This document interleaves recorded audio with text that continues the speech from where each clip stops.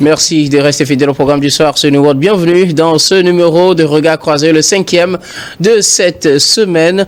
Encore 4 sujets à aborder avec nos invités. Nous parlerons d'abord du Sénégal, création d'un front commun pour une présidentielle avant le 2 avril.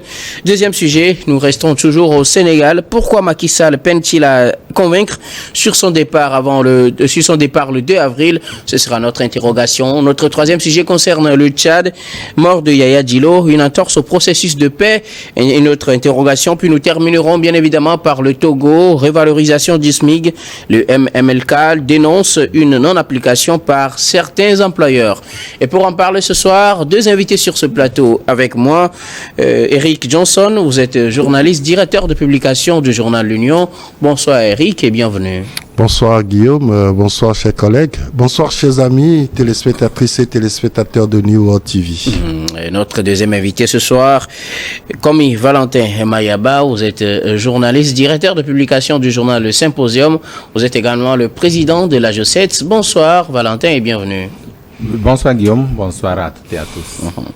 Avec vous, nous abordons notre premier sujet. Nous prenons la direction du Sénégal pour parler de la création d'un front commun pour une présidentielle le 2 avril. Des regroupements de partis politiques et d'organisations de la société civile se sont rassemblés ce jeudi 29 février pour porter sur ces fonds baptismaux une nouvelle coalition ou un front dénommé Front Fipou qui permettra de revendiquer une élection présidentielle avant le 2 avril, date à laquelle le mandat du président Macky Sall prend fin. Ces organisations de la société civile et partis politiques comptent mettre pression sur le président sénégalais afin qu'il organise des élections avant la fin de son mandat le 2 avril prochain. Le fonds a été donc créé ce mercredi. Je vais commencer par vous. Eric Johnson, au Sénégal, c'est difficile de se conformer ou de voir la situation de la même manière après la concertation organisée en début de semaine par Macky Sall, concertation à laquelle plusieurs candidats à l'élection présidentielle n'ont pas pris part. Ces derniers se sont associés à des organisations de la société civile pour créer un nouveau fonds pour exiger des élections au plus tard le 2 avril. Oui, mais au Sénégal, c'est une culture, lorsqu'il y a une situation de crise dans le pays, il y a des concertations qui se font très rapidement et il y a des mouvements qui se créent pour exiger. Même si nous savons qu'il y a plusieurs tendances au plan politique, il y a des idéaux qui sont véritablement différents. Néanmoins, lorsqu'il s'agit d'une question qui concerne la République, je crois que les Sénégalais ont cette culture-là d'arriver à s'entendre sur ce qui pourra leur permettre de sortir de crise ou de combattre un fléau qui gangrène leur pays. On est en face d'une situation de ce type encore où il y a un délai constitutionnel pour que le président Macky Sall quitte le pouvoir et c'est le 2 avril. Malheureusement, le scrutin qui devait être organisé le 25 février dernier a été repoussé justement par le président Macky Sall jusqu'au 23 décembre 15 décembre 2024. Mais tout ce qui s'est passé, on a vu le Conseil constitutionnel qui a rejeté clairement le report du scrutin. Et aujourd'hui, tout le monde se dit il faut que Macky Sall quitte le pouvoir le 2 avril. Mais au vu de l'organisation du scrutin, est-ce que ce délai-là peut être respecté? Nous sommes en début de mois de mars. Nous avons justement un mois pour aller à un scrutin à 2 tours. Et ça veut dire que, logiquement, le scrutin devait être organisé avec des raccourcis. Ça veut dire que on ne va pas respecter peut-être le délai imparti pour la campagne présidentielle, le délai imparti pour le premier, le second, et même le délai de proclamation des résultats, tout ça doivent forcément être ralentis, réduits, parce que on a essayé de repousser ce scrutin-là. Et donc, je crois que ce fonds qui est créé aujourd'hui, justement, avec des candidats, tout le monde sait que ces candidats n'ont pas le même poids politique. Et pourtant, ils se retrouvent pour dire, nous voulons que le président Macky Sall quitte le pouvoir le 2 avril. Oui, le président Macky Sall l'a dit, je vais quitter le pouvoir le 2 avril, mais il va laisser quelle situation politique le 2 avril en quittant le pouvoir, alors que la Constitution dit clairement que le président en exercice quitte le pouvoir, ou le président sortant quitte lorsque le président rentrant prête serment. Et donc, à quel moment tout ça là va se faire? Et donc, cette coalition de l'opposition aujourd'hui, je crois, doit forcément faire des concessions pour que ce délai du 2 avril puisse véritablement être respecté. Alors, comme Valentin Mayaba, l'on compte faire pression pour que l'élection présidentielle tienne au plus tard le 2 avril, date à laquelle le mandat de Macky Sall prend fin. Une coalition de partis politiques et d'organisations de la société civile a été créée, c'est le Front Fipou. Bon, en fait, je pense qu'il faut être réaliste dans les faits. Et je pense que ce serait difficile à ce qu'on en arrive à l'organisation des élections avant le 2 avril. Ça, il faut le dire, nous sommes aujourd'hui au 2 ou au 1er février. Au 1er mars. Un mois, voilà, mars. Et avril, c'est pas possible. Enfin, c'est peu probable, à mon avis. Mais maintenant, nous savons tout ce qui s'est passé avec le feuilleton que Macky Sall a voulu organiser et tout ce que tout le monde connaît. Aujourd'hui, le plan machiavélique de Macky Sall a été déjoué. Certes, parce qu'au niveau international aussi, il y a des appels qui ont été lancés. Et bon, actuellement, la date du 2 avril où Macky Sall même l'a dit ouvertement qu'il il va partir du pouvoir.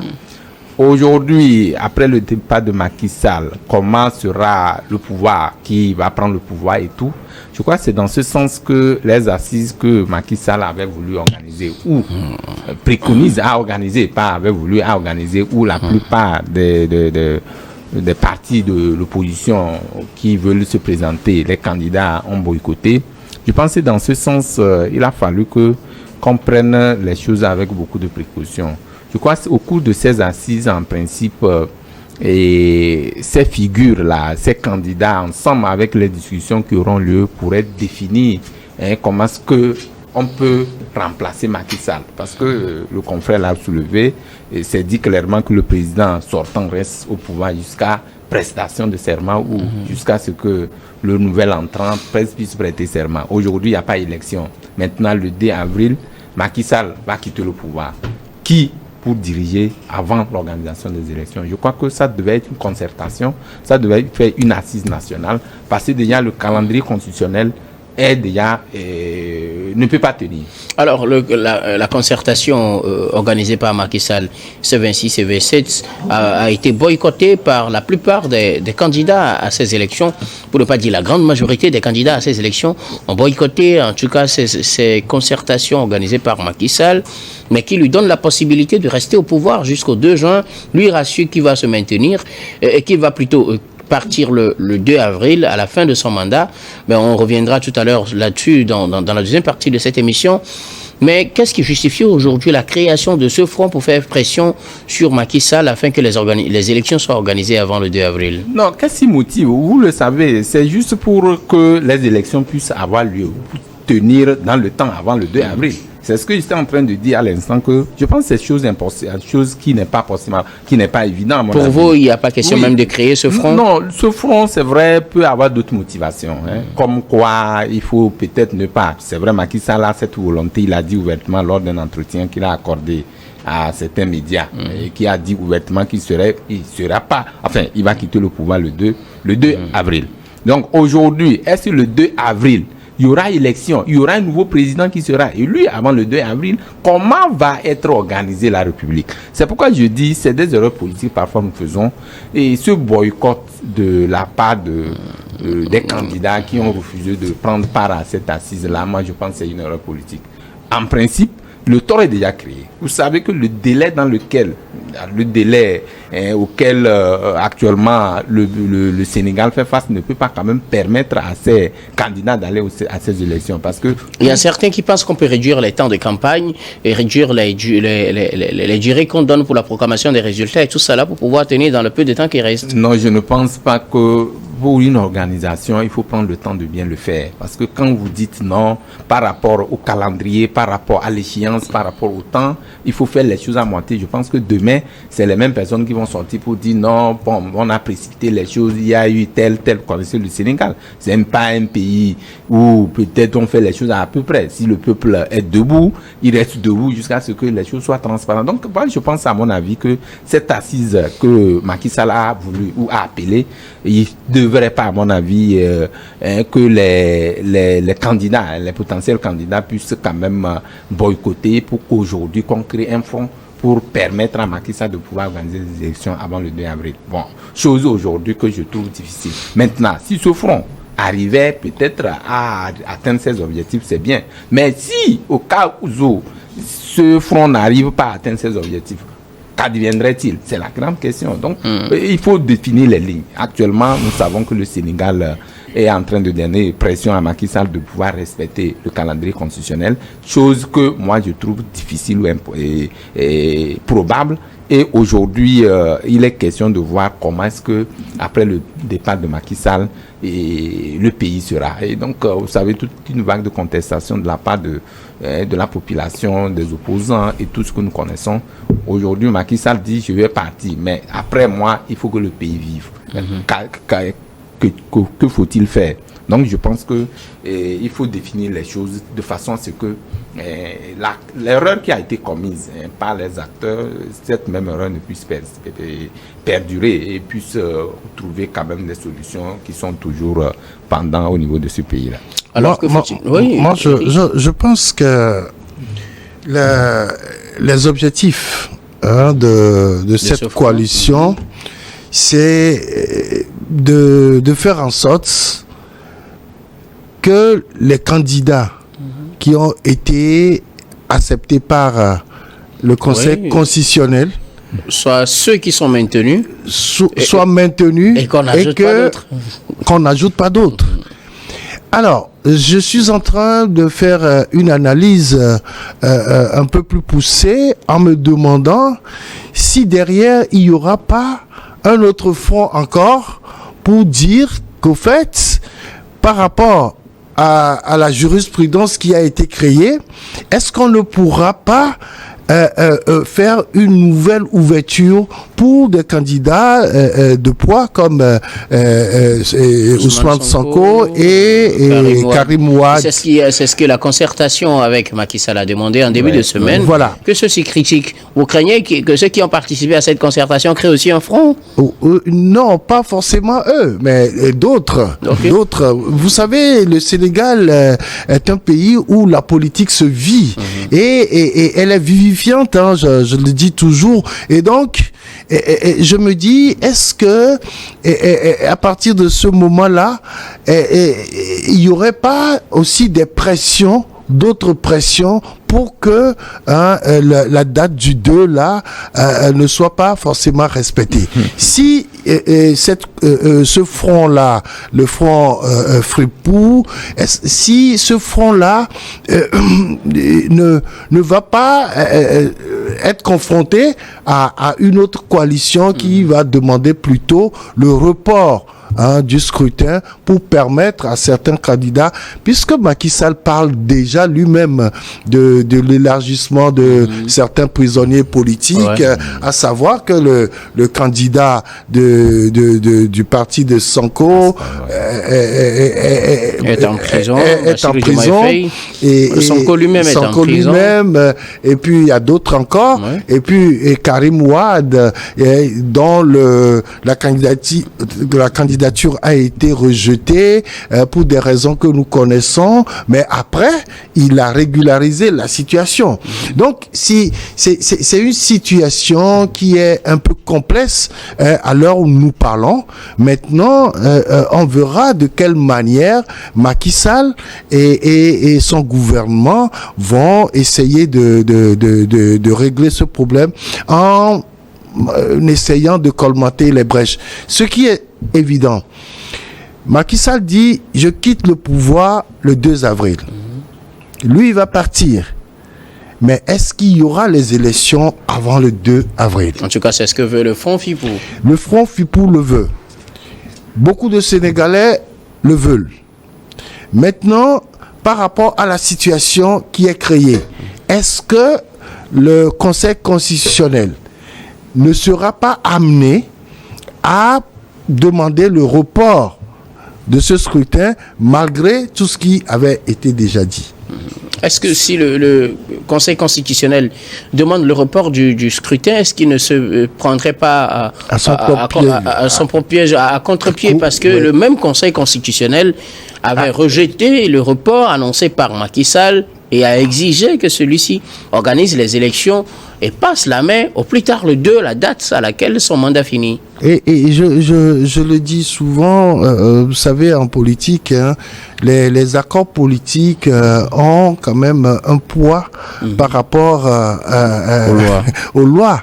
Et donc, le Conseil constitutionnel peut être amené à demander plutôt que les partis politiques, les candidats et toute la société civile se retrouvent pour décider de ce qu'il va en être. Et là, ça va faire force de loi. Oui, alors, dans ce genre de situation, c'est justement ce que je disais. Ça risquerait de donner raison à Macky Sall qui a convoqué une concertation.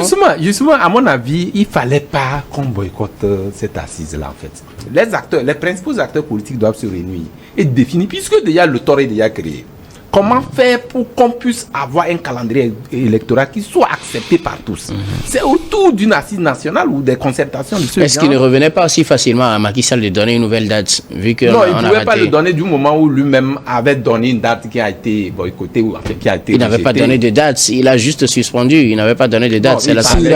C'est l'Assemblée qui a... Ce n'est pas Macky Sall, lui, c'est l'Assemblée qui a décidé. L'Assemblée majoritaire à la cause de Macky Sall. C'est pourquoi nous disons c'est des instructions, puisque quand vous êtes majoritaire à l'Assemblée, ça veut dire que c'est vos propositions qui passent, quoi. Donc c'est l'exécutif qui propose, et puis bon, maintenant c'est voté à l'Assemblée. Le législateur, voilà, c'est ce que nous disons. Il avait donné une date à laquelle, enfin, et sur laquelle il y avait une polémique rejetée par même la communauté internationale et toute une vague de contestation. Aujourd'hui, c'est pourquoi il demandait à ce qu'il y ait une assise, une concertation entre les acteurs politiques. Ce que Eric a proposé ou a dit tout à l'heure, je pense que c'est la meilleure formule. C'est-à-dire qu'actuellement, ce n'est pas trop pour vous, le boycott, ce n'était pas la solution. Non, c'était pas la solution à mon avis. Il n'était pas évident qu'on appelle. De toutes les façons, ils vont y arriver. C'est-à-dire qu'ils iront ils iront à la table de concertation.